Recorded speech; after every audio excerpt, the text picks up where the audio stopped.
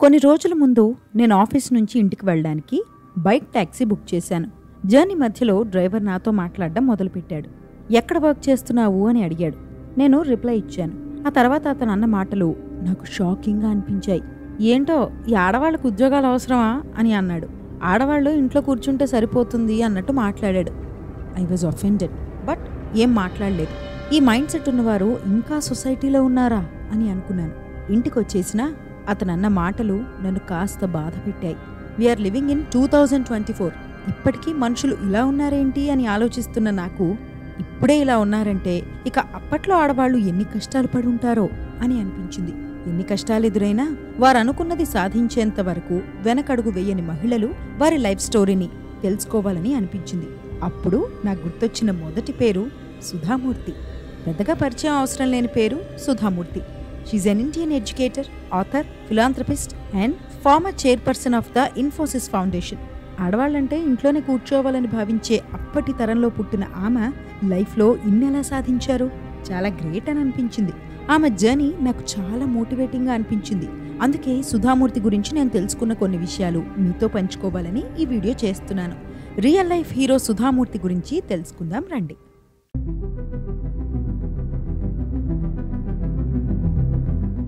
Sudha Murty as ఎ women కర్ణాటకలోని సిగ్గావి అనే ప్రాంతంలో 1950 ఆగస్టు 19న జన్మించారు సుధామూర్తి. ఆమె తండ్రి ఒక సర్జన్, తల్లి స్కూల్ టీచర్. కానీ సుధామూర్తి కథ లేట్ 1960s మొదలైంది. ఇంజనీరింగ్ చేయాలని ఆమె నిర్ణయించుకున్నారు. మహిళలకు ఇంజనీరింగ్ అనవసరం అనుకునే రోజులవి. ఆమె కుటుంబ సభ్యులు కూడా ఇంజనీరింగ్ చేయడానికి ఒప్పుకోలేదు.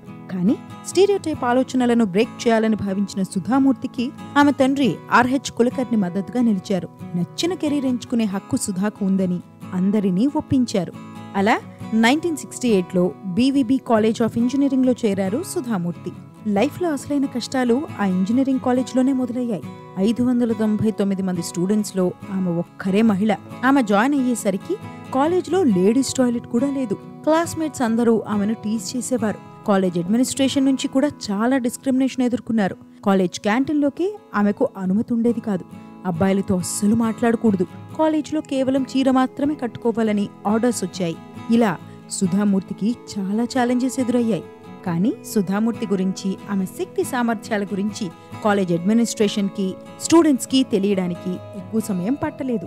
ఎన్ని సవాళ్లు ఎదురైనా మెంటల్గా డౌన్ అవ్వకుండా తానేంటో నిరూపించాలని భావించిన సుధామూర్తి ఏడాదిలోనే యూనివర్సిటీ టాపర్గా నిలిచారు. అంతేకాదు మొత్తం రాష్ట్రంలోనే ఇంజనీరింగ్లో హైయెస్ట్ మార్క్స్ సంపాదించుకుని అప్పటి కర్ణాటక ముఖ్యమంత్రి నుంచి గోల్డ్ మెడల్ కూడా అందుకున్నారు. అలా ఆమె బీవీబీ కాలేజ్ ఆఫ్ ఇంజనీరింగ్లో ట్రిపుల్ పూర్తి చేశారు. సుధామూర్తి సక్సెస్తో ఇంజనీరింగ్ చేయాలని కలలు కంటున్న ఎందరో మహిళలకు డోర్స్ ఓపెన్ అయ్యాయి. ఇంజనీరింగ్ తర్వాత ప్రతిష్టాత్మక ఐఐఎస్సి బెంగళూరులో కంప్యూటర్ సైన్స్ చదువుకున్నారు సుధామూర్తి. ఇది 1970s స్టోరీ. అమ్మాయిలకు చదువు అవసరమా అని అనుకునే రోజులవి. అలాంటిది ఐఐఎస్సి బెంగళూరు తర్వాత పిహెచ్డికి ప్రిపేర్ అవ్వడం మొదలుపెట్టారు సుధామూర్తి. అప్పుడే ఆమె లైఫ్ కీలక మలుపు తిరిగింది. టాటా మోటార్స్ కంపెనీని అప్పట్లో టెల్కో అని పిలిచేవారు. పూణే బ్రాంచ్లో ఇంజనీర్ల కోసం టెల్కో సంస్థ ఓ యాడ్ వేసింది. దాని కింద female candidates need not apply అని రాసి ఉండటాన్ని చూశారు సుధామూర్తి. దిగ్గజ సంస్థే ఇలా వివక్ష చూపిస్తే ఎలా అని భావించి ఏకంగా జేఆర్డీ టాటాకే లెటర్ రాశారు. 10 రోజుల తర్వాత జేఆర్డీ టాటా నుంచి రిప్లై వచ్చింది. టెల్కోలో ఇంటర్వ్యూకి అటెండ్ అవ్వాలని, ట్రిప్ ఖర్చులు సంస్థే పెట్టుకుంటుందని ఆ లెటర్లో రాసుంది. ఇంటర్వ్యూలో సెలెక్ట్ అయిన సుధామూర్తి టెల్కోలో మొదటి మహిళా ఇంజనీర్గా నిలిచారు. చాలా సంవత్సరాల తర్వాత 2023లో మళ్లీ తాను వర్క్ చేసిన కంపెనీకి వెళ్లారు సుధామూర్తి. టాటా మోటార్స్ పూణే బ్రాంచ్లో 300 మంది మహిళలు వర్క్ చేస్తుండడాన్ని చూసి చాలా సంతోషపడ్డారు. ఆమె కళ్లల్లో నీళ్లు తిరిగాయి. Sudha Murthy as life partner. టెల్కోలో సక్సెస్ఫుల్ ఇంజనీర్గా సుధామూర్తి కొనసాగుతున్న రోజులవి. అదే కంపెనీలో ఆమెకు ప్రసన్న అనే స్నేహితుడుండేవాడు. సుధామూర్తికి తరచు పుస్తకాలు గిఫ్ట్ చేసేవాడు. ఆ పుస్తకాల మీద నారాయణమూర్తి పేరుండేది. ప్రసన్న నాకు ప్రతిరోజు పుస్తకాలు ఇచ్చేవాడు. ప్రతి పుస్తకంలోని మొదటి పేజ్ మీద నారాయణమూర్తి ఇస్తాంబుల్, నారాయణమూర్తి పెషావర్ అని రాసి ఉండేది. నాకు అర్థమయ్యేది కాదు. ఈ నారాయణమూర్తి అనే వ్యక్తి ఇంటర్నేషనల్ బస్ కండక్టరా అని అనుకున్నాను. ఆ తర్వాత నారాయణమూర్తిని కలిశాను. మా ఇద్దరి మధ్య స్నేహం పెరిగింది అని ఓ సందర్భంలో చెప్పారు సుధామూర్తి. అలా వారి స్నేహం ప్రేమగా మారింది. కానీ వారి ప్రేమను ఇంట్లో పెద్దలు రిజెక్ట్ చేశారు. ఎన్నిసార్లు చెప్పినా వినలేదు. ఎంత ప్రయత్నించినా ఒప్పుకోలేదు. కానీ నారాయణమూర్తి సుధామూర్తిలు విడిపోలేదు. 1978లో వారిద్దరికీ ఎంగేజ్మెంట్ అయింది. ఫ్రెండ్స్, ఇప్పటివరకు చూసిన కంటెంట్ మీకు నచ్చితే వెంటనే ఈ వీడియోని లైక్ చేయండి, మన ఛానల్ని సబ్స్క్రైబ్ చేసుకోండి. సుధామూర్తి లాంటి వారు ఎవరి గురించైనా మీకు తెలుసుకోవాలనుంటే కింద కామెంట్ సెక్షన్లో చెప్పండి, నేను వీడియో చేస్తాను. Back to topic. 1982లో ఇన్ఫోసిస్ ని స్టార్ట్ చేశారు Narayana Murthy. His dreams were her dreams. నారాయణమూర్తికి అడుగడుగునా సపోర్ట్ చేశారు సుధామూర్తి. ఆయన కష్టపడ్డం చూసి బాధపడ్డారు, ఆయన సక్సెస్ చూసి సంతోషించారు. ఇలా జీవితంలో ప్రతి స్టేజ్ లో ఆయనతో కలిసి అడుగులు వేశారు. అలా అని వారి మధ్య విభేదాలు లేవు అని అనుకుంటే పొరబడినట్టే. తనకు నారాయణమూర్తికి మధ్య పర్సనాలిటీస్ పరంగా చాలా డిఫరెన్సెస్ ఉన్నాయని, కానీ ఏ రిలేషన్లోనైనా అవి సహజమని, look at the bigger picture అని చెబుతూ ఉంటారు సుధామూర్తి. మరి నేటి డేటింగ్ తరానికి ఈ విషయం అర్థమవుతుందా? అర్థమైతే మాత్రం వారి రిలేషన్ కూడా బ్యూటిఫుల్ గా ఉంటుంది. మీరు ఇప్పటికీ ఏ ఇంటర్వ్యూ అయినా చూడండి, నారాయణమూర్తి చెప్పిన మాటలు తనకు నచ్చకపోతే వెంటనే చెప్పేస్తారు. అదే విధంగా ఆయన చెప్పిన మాటల్లో నిజం ఉందనిపిస్తే వెంటనే సపోర్ట్ చేస్తారు.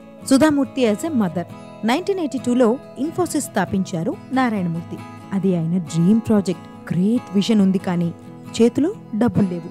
ఆ సమయంలోనే ఎమర్జెన్సీస్ కోసం తాను సేవ్ చేసుకున్న 10,250 రూపీస్ నుంచి 10,000 తీసిచ్చారు సుధామూర్తి.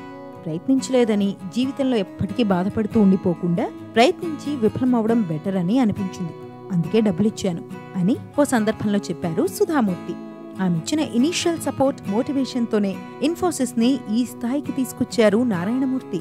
ఇక్కడ నారాయణమూర్తి ఎఫర్ట్స్ ని అస్సలు తక్కువ చేయకూడదు. సుధామూర్తి గురించి చెబుతున్నాననే కానీ నారాయణమూర్తి స్టోరీ కూడా చాలా ఇన్స్పైరింగ్. ఇన్ఫోసిస్ ని స్థాపించి దాన్ని అంచెలంచెలుగా అభివృద్ధి చేసిన ఆయన గురించి ఎప్పుడైనా ఒక వీడియో చేస్తాను. నారాయణమూర్తి సుధామూర్తిలకు 2 పిల్లలు. వారి పేర్లు అక్షతామూర్తి, రోహన్ మూర్తి. ఇన్ఫోసిస్ కోసం నారాయణమూర్తి 40 ఏళ్ల పాటు వారానికి 70 గంటలు పనిచేశారు. పిల్లల్ని చూసుకునేందుకు ఉద్యోగం మానేశారు సుధామూర్తి. పిల్లల్ని పెంచడం, ఇంటిని చూసుకోవడం అనేది తక్కువేమీ కాదు. ఇన్ఫోసిస్ కి ఈక్వల్. కానీ దానికి డబ్బు రూపంలో గుర్తింపు వస్తుంది, ఇక్కడ రాదు, అంతే. చిన్నప్పటి నుంచే బలమైన ఎథిక్స్ అండ్ వాల్యూస్ ఉండటంతో ఒక స్ట్రాంగ్, ఇండిపెండెంట్ విమెన్ గా ఎదిగిన సుధామూర్తి వాటిని తన పిల్లలకు కూడా నేర్పించారు. మరీ ముఖ్యంగా రోహన్ మూర్తి లైఫ్ లో సుధామూర్తి ఇన్ఫ్లుయెన్స్ చాలా ఉంది. $1 బిలియన్ విలువ చేసే ఇన్ఫోసిస్ ని రోహన్ మూర్తి వదులుకున్నారని మీకు తెలుసా?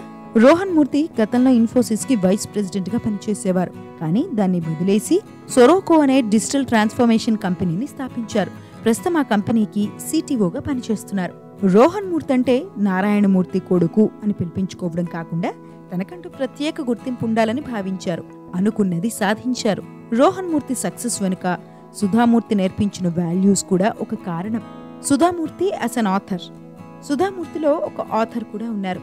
కన్నడ, ఇంగ్లీష్ కలిపి ఇప్పటికే 30కి పైగా పుస్తకాలు రాశారు. అవన్నీ మనసుకు హత్తుకునే విధంగా, ఏదో ఒక వాల్యూని నేర్చుకునే విధంగా ఉంటాయి. మీరు ఏ బుక్ స్టోర్ కైనా వెళ్ళండి, సుధామూర్తి రాసిన ఒక్క పుస్తకమైనా మీకు కనిపిస్తుంది. ఆమె రాసిన how I taught my grandmother to read పుస్తకం ఒక బెస్ట్ సెల్లర్. ఇప్పటి వరకు 1 లక్షకు పైగా కాపీస్ సేల్ అయ్యాయి. తన రైటింగ్స్ కి కారణం తన తల్లి అని ఎప్పుడు చెబుతూ ఉంటారు సుధామూర్తి. చిన్నప్పటి నుంచి నాకు రైటింగ్ అలవాటు. మా అమ్మ నా చేత రోజుకు కనీసం 25 లైన్ల ఎస్సే రాయించేది. రాయకపోతే ఆ రోజుకు డిన్నర్ లేదని చెప్పేది. అలా నాకు రైటింగ్ అలవాటైంది అని ఓ సందర్భంలో చెప్పారు సుధామూర్తి. Sudha Murthy as philanthropist. 1996లో స్థాపించిన ఇన్ఫోసిస్ ఫౌండేషన్ తో సుధామూర్తి జీవితం ఒక మేజర్ టర్న్ తీసుకుంది. ఫౌండేషన్ కి 1996 నుంచి 2021 వరకు చైర్పర్సన్ గా ఆమె పనిచేశారు. ఇన్ఫోసిస్ ఫౌండేషన్ ద్వారా ఆమె వేలాది మందికి సాయం చేశారు.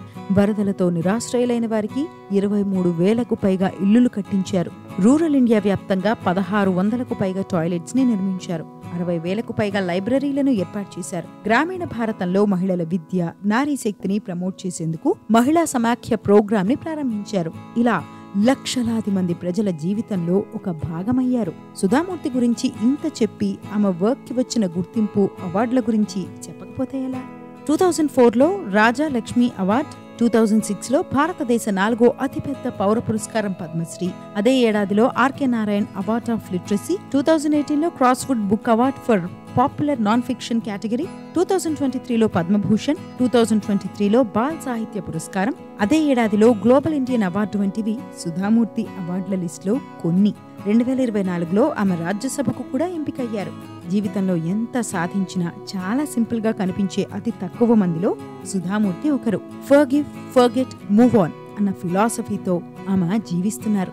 నేను దేన్ని మర్చిపోను, కానీ ఫర్గివ్ చేస్తాను, మూవ్ ఆన్ అయిపోతాను, లేకపోతే కోపం, రివెంజ్ అనేవి నన్ను కిందకి లాగేస్తాయి అని ఎప్పుడు చెబుతూ ఉంటారు సుధామూర్తి. సుధామూర్తి లాంటి ఎందరో మహిళలు మన దేశంలో ఉన్నారు. వారిలో చాలా మందికి సరైన గుర్తింపు లభించక లైమ్ లైట్ లోకి రాలేదు. అలా అని వారందరూ ఫెయిల్ అయినట్టు కాదు. అందరూ గొప్పవారే, అందరూ సమానమే. వారందరికీ నా సెల్యూట్. నా దృష్టిలో సరిహద్దుకు వెళ్లి ప్రాణాలకు తెగించి ఇండియాను రక్షిస్తున్న సైనికులు, సమాజం విసిరే సవాళ్లకు ఎదురు ఇది తాము అనుకున్నది సాధిస్తున్న మహిళలు ఇద్దరూ రియల్ లైఫ్ హీరోసే. ఇద్దరూ చాలా గ్రేట్. మరి మీరేమంటారు? మీ వ్యూస్ ని కామెంట్ చేయండి. ఇది ఫ్రెండ్స్ ఇవాల్టి వీడియో. ఇలాంటి మరిన్ని రియల్ లైఫ్ హీరోస్ కథల కోసం మన pen and voice stories channel ను సబ్స్క్రైబ్ చేసుకోండి. ఈ వీడియోను లైక్ చేసి షేర్ చేయండి. Until next video, dream it and achieve it.